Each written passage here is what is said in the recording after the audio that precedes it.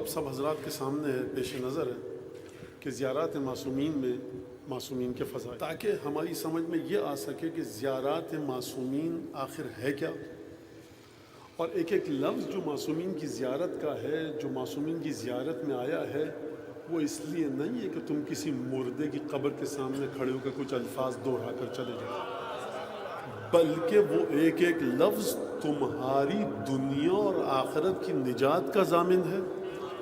اپنے کانسیپٹ کو کلیئر کرو، اور میں اس پر گفتگو آگے بڑھ کر کروں گا کہ اس جذبے کے ساتھ ان الفاظ کو ادا کرو کہ جس طرح سے تمہاری فطرت ثانیہ بلکہ فطرت اولیہ بن جائے، یعنی بچوں کے لیے استعمال کرو، ان بلٹ ہو جائے۔ کیا مطلب؟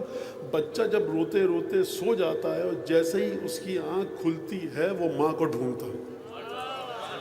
یہ بچے میں کیفیت ڈالی کس نے؟ یہ بچے میں صفت عطا کہاں سے ہوئی؟ اس کی ذات میں پروردگار عالم کی طرف سے رکھی۔ جو چیز پروردگار عالم نے اس بچے کے اندر فطرت کے ساتھ رکھی ہے، ہم کو زیارات کی جانب بلایا گیا کہ مشق کر کے، پریکٹس کر کر کے تم اپنی ذات میں معرفت معصومین اور محبت معصومین کو تزریق کرو، ڈبو لو اپنے رگ و پے میں، اپنے خون کی دھار میں، اپنے خون کے جریان میں، بلڈ سرکولیشن میں اس کو لے آؤ کہ جب تم اس دنیا سے تمہیں موت آئے اور برزخ میں پہلا قدم رکھو، جب ان زیارتوں کی حقیقت کو دیکھو۔ اور ان زیارتوں کی حقیقت کو دیکھنے کا پہلا ثبوت کیا ہے؟ جب میں اور تم مر جائیں گے، ہم اور آپ مر جائیں گے، کئی لوگ ہم میں سے جنازوں میں جا چکے ہیں، جب جنازے کو، مردے کو رکھا جاتا ہے تو آپ کیا کہتے ہیں؟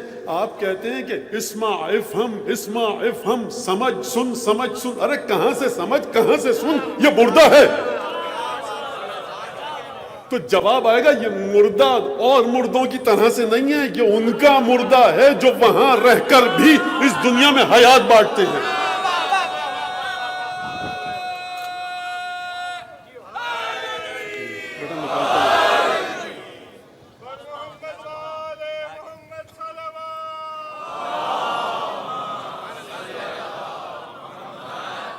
بات بے وقوفی کیا، اسمع افہم کیا، اسمع افہم کیا مطلب؟ بے وقوفی کی بات ہے تو یہ اس کو سکھائیے جو پورے جذبے اور عقیدے کے ساتھ کر رہا ہے۔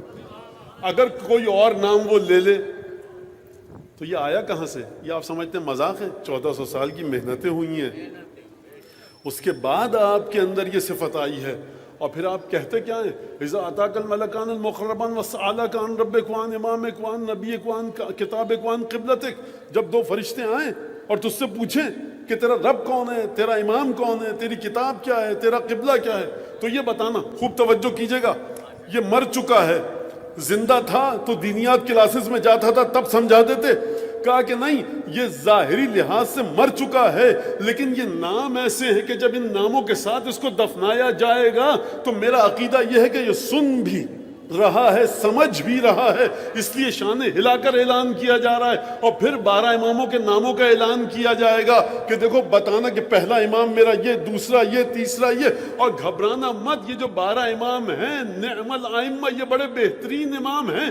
تو عزیزان گرامی، جو شخص اپنی روح میں محبت اہل بیت لے کر نہیں گیا ہوگا، اس کو کندھے ہلانے سے کوئی فائدہ نہیں ہوگا۔ تو اب آپ کی سمجھ میں آیا کہ ہر نماز کے بعد جو کربلا کا رخ کر کے کھڑے ہوتے ہو، کبھی سامرہ کی طرف رخ کر کے کھڑے ہوتے ہو، کبھی مشہد کی طرف رخ کر کے ہزاروں کلومیٹر دور، یہ ہوتا کیا ہے؟ خدا کی عبادت کی ہے۔ السلام علیکہ یا ابا عبداللہ، یعنی اے مولا حسین، اگر آپ نہ ہوتے یہ نماز میں نہیں پڑھ سکتا تھا۔